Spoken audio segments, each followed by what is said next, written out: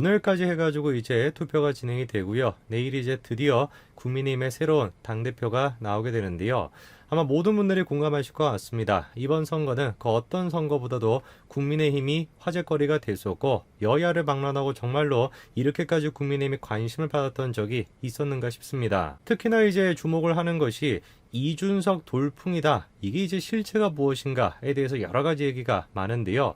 일단 한 가지는 분명한 사실일 것 같습니다. 지금까지는 정치계에서 별다른 존재감이 없었던 이준석 후보가 그저 이제 농객으로서 많은 활동을 했다. 이 정도로만 생각이 됐던 이준석 후보가 정치권 내에서 존재감을 분명히 각인시켰다. 이거는 사실일 것 같습니다. 근데 이준석 후보를 두고 국민의힘 내부에서조차도 양극단으로 나뉘어가지고 이준석이 당대표가 돼야 된다. 무슨 소리냐. 이준석이 돼서는 안 된다. 치열하게 지금 갈등이 있는 상황입니다. 많은 분들이 저한테 그런 질문을 하셨어요. 성재준 씨는 도대체 누구를 지지하냐? 이준석이냐? 나경원이냐? 둘 중에 하나를 얘기하십시오. 이런 식으로 저한테 강요하시는 분들이 계셨습니다. 이준석 후보가 당선이 되건 나경원 후보가 당선이 되건 누가 당선이 되든지 간에 저는 정권 교체를 위해 가지고 문재인 정부를 열심히 비판을 할 것입니다. 그게 제가 가지고 있는 역할인 거 아니겠습니까? 오늘 저는 영상을 통해서 그런 이야기를 좀 해보고 싶습니다. 왜 도대체 애당초 이준석 열풍이라는 게 불었을까? 도대체 지금 젊은 사람들이 20대 30대 젊은 사람들이 이준석을 지금 바라보면서 어떤 생각을 하고 있는 것일까? 그거에 대한 이야기를 좀 해보고 싶습니다. 같이 한번 보시죠. 자, 먼저 이준석 돌풍의 시작은 진중권 전 교수와의 설전에서부터 시작이 됐었죠. 처음에는 이 논쟁 자체가 젠더 갈등 여기에만 국한되어 있는 것처럼 보였습니다. 이준석 후보랑 진중권 전 교수가 페이스북을 통해 가지고 막 그냥 설전을 벌이고 TV 토론에 나와가지고 막 설전을 벌였을 그때 당시까지만 하더라도 이준석 돌풍이라는 건 생각도 못했죠, 그렇죠? 그때 같은 경우는 이준석이라고 하는 사람이 당 대표에 나온다라는 걸 누가 상상이나 했겠습니까? 물론 이제 이준석 후보가 지나가는 말로 내가 당대표 나가고 싶다 농담조로 그렇게 얘기를 한 적은 있었습니다만 아무도 예상하지 못했죠. 근데 결과는 어떻게 됐습니까? 글자 그대로 이준석 돌풍이었습니다. 지지율이 지금 48.2% 가까이나 나오고 나경원은 16.9%, 주호영은 7.1% 이 정도가 나오죠. 저 지금 지지율을 두고 그렇게 얘기하시는 분들이 계세요. 야, 지금 저 지지율은 국민 전체를 대상으로 한 거 아니냐. 여야 지지자 모두를 다 포함해가지고 여론조사를 한 거기 때문에 여당을 지지하는 사람들이 생각을 했을 때 이준석이가 좀 상대해볼 만하니까 그래가지고 역지금 지지를 하고 있는 것이다. 이런 이야기를 하시는 분들이 계십니다. 자, 실제로 보시게 되면 이런 식의 얘기가 나오죠, 그렇죠? 자, 그런데 실제로 지금 여론조사를 보시게 되면은 성인 1000명을 대상으로 했었을 때 이준석 후보의 지지율은 48.2%고요. 국민의힘 지지층과 무당층 이걸로 한정해가지고 보게 되면은 50.9%까지 올라가게 됩니다. 물론 이제 우리가 저거에 대해서도 그렇게 얘기할 수 있죠. 여론조사가 조작이 됐다 이렇게 얘기할 수도 있습니다. 어느 정도 분명히 그런 요소들을 통해 가지고 과장이 됐다라고 얘기는 할 수 있겠습니다만 분명한 사실이겠죠. 이준석 돌풍이 있었다라는 것만큼은 분명히 사실일 겁니다. 이번에 당대표 선거를 통해서 누가 당대표로 선출이 되든지 간에 우리는 분명히 생각을 해봐야 돼요. 내년 대선을 준비하는 입장에서 도대체 젊은 사람들이 원하고 있는 게 무엇이었을까? 도대체 이 젊은 사람들이 원하는 걸 왜 도대체 나경원과 주호영 이 후보들은 그거를 충족시켜주지 못했을까? 그거를 우리가 생각을 해봐야 됩니다. 다른 후보들에 비해서 이준석 후보가 가지고 있던 장점이 뭐였습니까? 간단한 것이죠. 젠더 이슈와 같이 젊은 사람들이 관심이 있는 주제 그거에 대해 가지고 집중적으로 다뤘기 때문에 그렇습니다. 그거를 우리가 거꾸로 생각을 해본다면 나경원 후보와 주호영 후보가 그거에 대해 가지고 잘 다루지 못했다라는 것이죠. 어쨌거나 저쨌거나 이번에 당대표 선거가 끝나고 난 뒤에 저는 당대표로 선출되시는 분한테 그런 부탁을 꼭 드리고 싶어요. 절대로 계파 정치에 빠지지 말아달라. 그리고 둘째, 젊은 사람들이 지금 관심을 가지고 있는 주제, 즉 젠더 갈등에 대해서도 기존의 정치권이 그랬던 것처럼 무시하고 이런 식으로 가는 게 아니라 적극적으로 그거에 대해서 관심을 좀 가져달라. 그리고 세 번째, 윤석열 검찰총장에 대해 가지고 무턱대고 그냥 국민의힘으로 억지로 그냥 끌고 들어오려고 하는 것이 아니라 윤석열 검찰총장에 대해서 조금 더 정확하게 검증하는 과정이 있어야 된다는 것입니다. 자, 최근에 조선일보 같은 경우는 다음과 같은 단독 기사를 냈었습니다. 윤석열 검찰총장이 노무현 박근혜 전 대통령에 대해서 구속수사를 반대했다라는 것이고 심지어는 부친과 박근혜 전 대통령 유세장 총장까지도 찾아갔다라는 것이죠. 어디서 그런 식의 주장을 지금 가져왔는지를 보니까 간단합니다. 천준이라고 하는 사람이 지은 이 책을 그냥 인용한 겁니다. 그리고 천준이라고 하는 분은 정치와 관련된 책을 쓰신 분이 아니라 교양서적을 쓰시던 분이에요. 실제로 보니까 뭡니까? 윤석열 현상에 대해서 빅데이터 분석을 주제로 논문 작업을 하다가 윤 총장 개인의 삶에 대한 탐구를 주제를 전환해가지고 책을 지금 내게 됐다는 거죠. 저는 이번에 조선일보의 보도를 보면서 좀 걱정이 되는 게 있었습니다. 왜냐면은 의도적으로 너무 윤석열 검찰총장을 밀어주는 듯한 그런 모습을 보였기 때문인데요. 여러분도 잘 아시는 것처럼 윤석열 검찰총장과 관련된 책이 시중에만 지금 3-4권 그렇게 이미 나와 있지 않습니까? 도대체 그러면 이 책은 다른 책들과 뭐가 다르다라는 것일까요? 조선일보가 다음과 같이 강조를 하고 있죠. 이번 책은 윤석열 검찰총장 본인과 직간접적인 교감이 있던 책이다. 이렇게 지금 얘기하고 있습니다. 그러면서 하는 얘기가 뭐냐면 팩트 확인을 거친 최초의 책이다. 이렇게 지금 밝히고 있죠. 윤석열 검찰총장과 직간접적인 교감이 있었다. 그렇기 때문에 팩트체크까지 됐다라고 조선일보가 밝히고 있는 저 책에는 도대체 어떤 내용이 담겨져 있는 것일까요? 한마디로 얘기해서 윤석열 검찰총장이 박근혜 전 대통령에 대해서 불구속을 핵심 기조로 갖고 있었다라는 겁니다. 그런데 누구 때문에? 김수남 당시 검찰총장 때문에 어쩔 수 없이 구속을 하게 됐다 이 얘기입니다. 실제로 저 얘기 같은 경우는 그때 당시에도 나왔던 얘기입니다. 김수남 검찰총장이 뇌물죄에 대해 가지고 주도했다라고 하는 얘기인데요. 검찰 내부에서는 줄곧 뇌물죄 적용은 어렵다라고 하는 의견이 있었는데 김수남 검찰총장 때문에 180도 바뀌어가지고 박근혜 전 대통령한테 뇌물 혐의를 적용시켰다라는 내용이죠. 저는 일단 기본적으로 저 내용에 대해 가지고 두 가지 의문점을 가지고 있는데요. 첫 번째는 일단 윤석열 검찰총장 측에서 뭐라고 얘기를 했었습니까?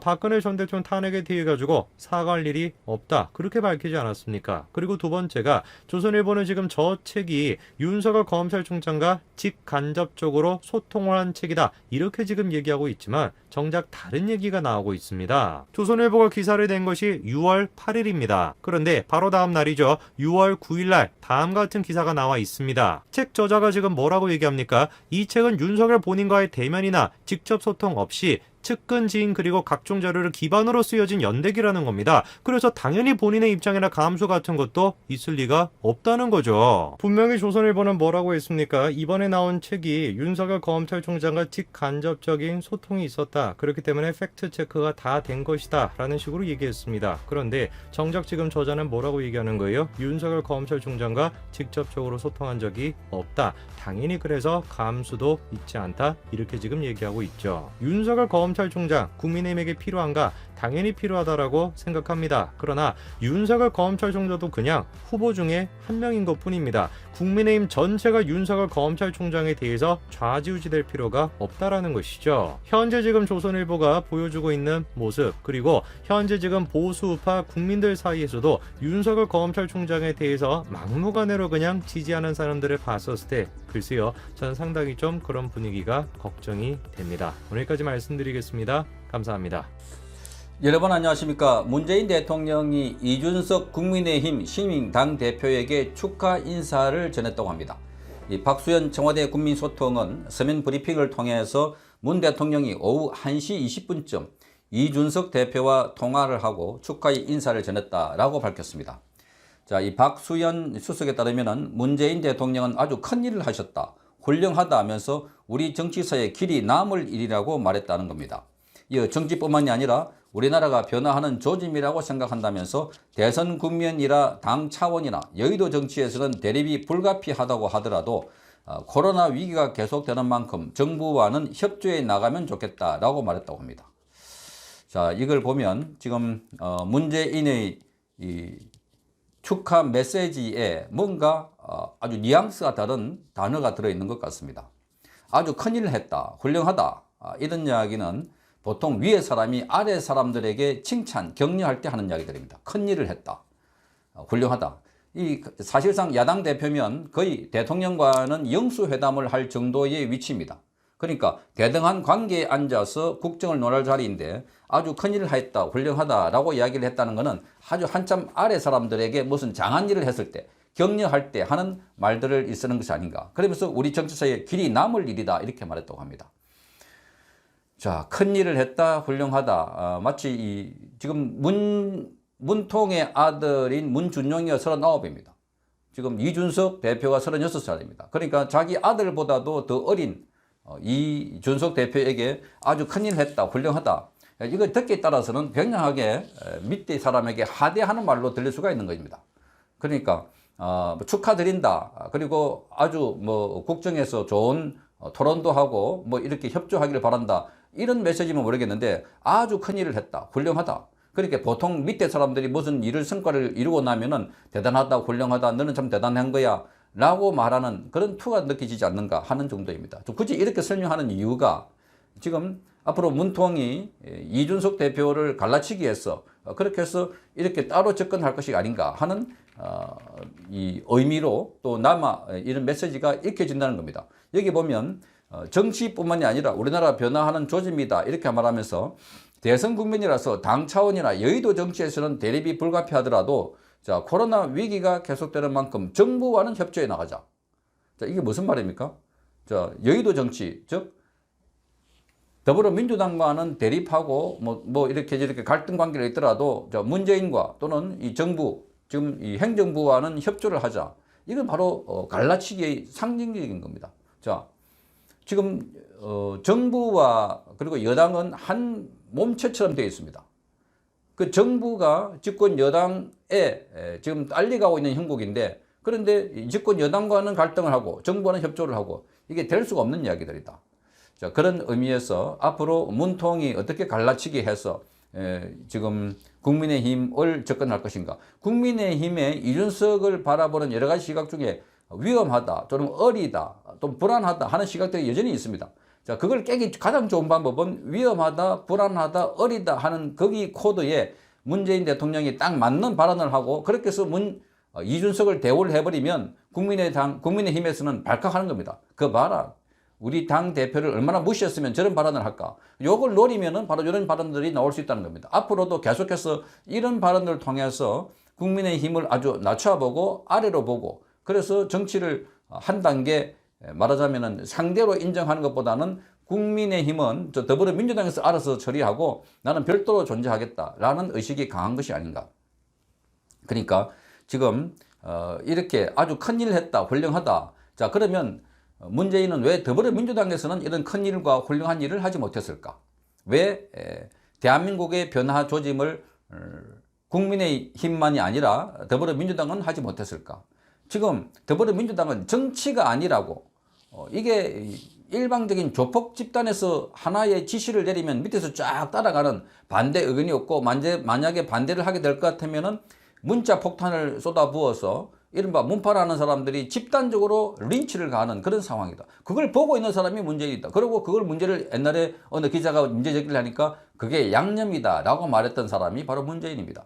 그러니까 대한민국의 정치를 망쳐놓은 사람 중에 한 사람이 문재인으로 볼 수 있는데 지금 그 변화를 국민의힘에서 딱 만들고 있으니까 아주 큰일 했다, 훌륭하다 라고 하면서 그걸 그렇게 칭찬할 게 아니라 칭찬 정도가 아니죠. 밑에 아주 어린 사람에게 이렇게 뭐 격려하는 정도가 아니라 자기 당에 더 많이 독려를 하고 해야 되는데 왜 자기 당에는 못하는 일을 지금 국민의힘에서 하고 있으니까 마치 하대하듯이 밑에 사람에게 뭔가 이렇게 격려하고 칭찬하고 잘한다 도닥거리듯이 이런 발언을 하는가.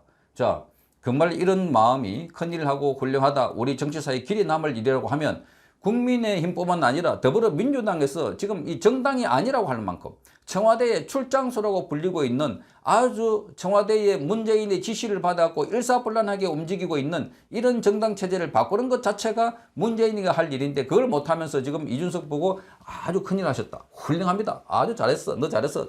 더 잘할 수 있을 거야. 그러면서 더불어민주당과는 싸우더라도 나하고는 친해야 돼. 또 우리 정부하고는 친해야 돼. 내가 보려면 가끔 봐. 이런 식이 아닌가.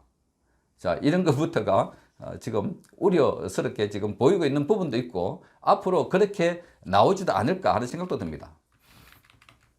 자, 이렇게 보수 정당 역사상 30대 원외 당대표가 됐다는 것만큼 아주 충격적인 사실입니다.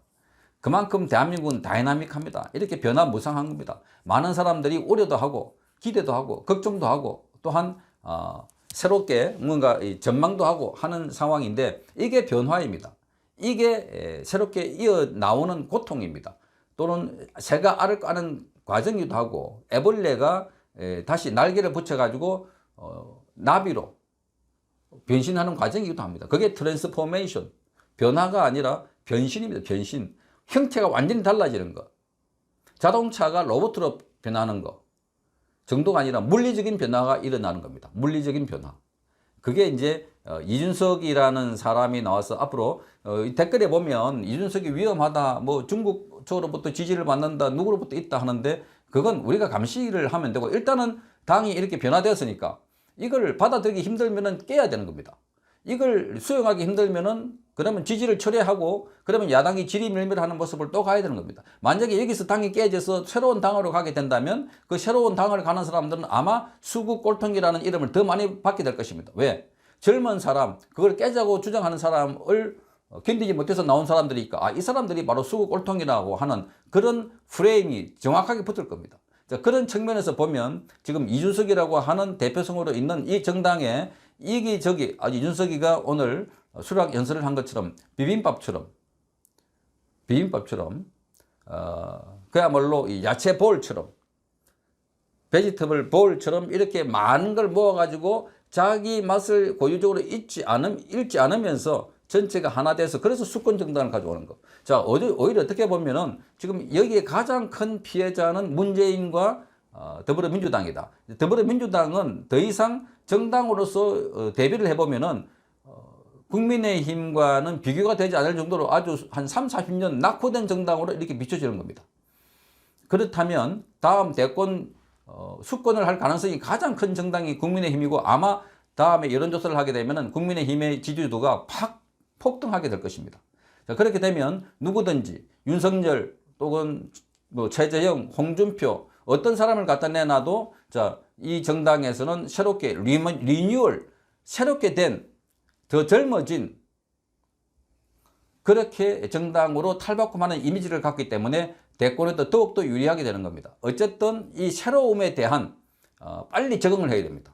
특히 나이 드신 분들, 보수라고 하는 분들에 대한 이준석에 대한 적개성뿐만 아니라 그걸 바꾸면 되는 거죠. 들어가서 바꾸기도 하고 이준석의 태도를 고치기도 하고, 그게 이제 민주주의 아닙니까? 자, 그런 측면에서 오늘 문재인이가 이준석에게 대한 이런 아주 큰일 하셨다, 뭐 장하다 하는 식으로 훌륭하다 하는 이런 어법에서 앞으로 전국의 여야 관계 또는 영수 관계에 이런 흐름이 읽혀지는 대목이어서 우려도 되고, 자, 그래서 이준석의 문재인은 어떻게 화답할 것인가, 어떤 달라진 태도로, 지금도 앞으로 계속해서 그러면 절반을 적폐로 몰아세우고 절반을 보복하고 또 일방적으로 야당과 반대하는데도 불구하고 장관 후보를 임명해버리고 그걸 계속한다면 문재인이야말로 시대에 뒤떨어진 뿐만 아니라 정치적으로도 아주 후진국, 낙후된 지역에 아주 저 멀리 있는 저 베네수엘라, 차베스보다 더 낙후된 인물, 정치 세력이 되지 않을까 이렇게 보이는 겁니다. 그런 측면에서 보면 이준석의 당선은 새로운 변화 가능성이 많은 우파 진영의 새로운 도전이다 하는 겁니다. 자, 그런 측면에서 긍정적으로 보고 이준석 카드를 적극 활용해서 대권 다음 대선에서 정권 재창출하는데 매진할 수 있는 좋은 기회다 하는 점을 강조해드리고, 문재인이 아주 이 올드 패션적인 이런 인사말 자체가 벌써 신내가 나는 그런 말이라고 생각되어집니다. 성창경 TV였습니다.